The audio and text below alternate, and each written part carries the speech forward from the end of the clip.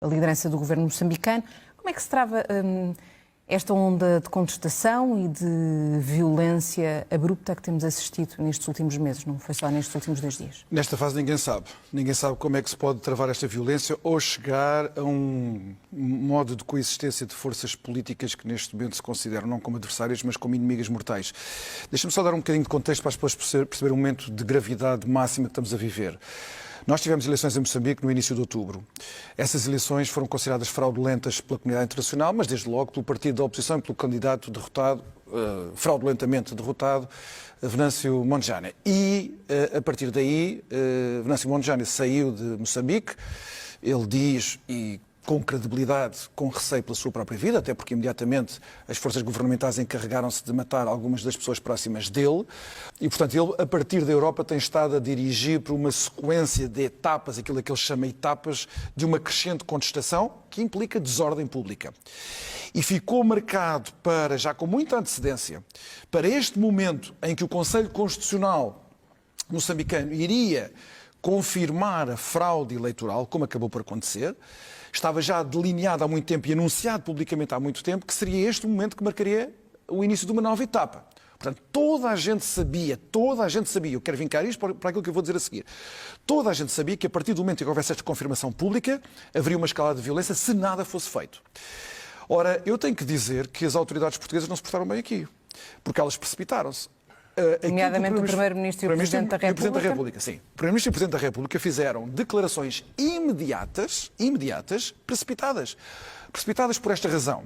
Elas, quem as for ler, vai considerá-las ambíguas. Mas, na verdade, ambas, a do Presidente da República e do Primeiro-Ministro, e elas estão evidentemente coordenadas, não podia ser de outra maneira, estão a confirmar o resultado eleitoral que o Conselho Constitucional consagrou agora.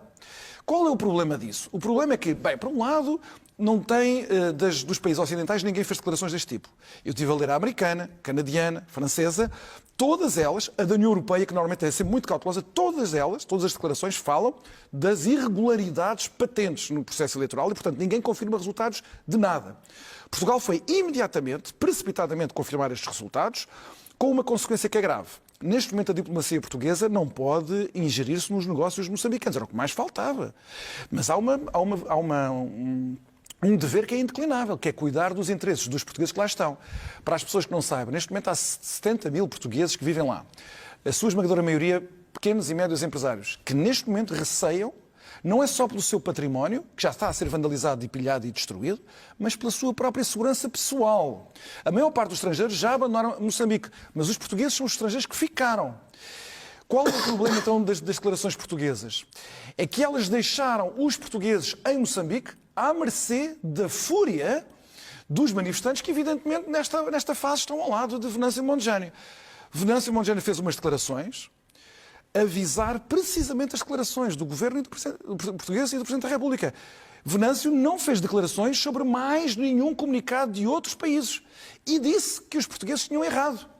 Isto dá um sinal para um país que está à beira do colapso da ordem pública, onde as ruas, até as ruas de Maputo neste momento, não têm ordem.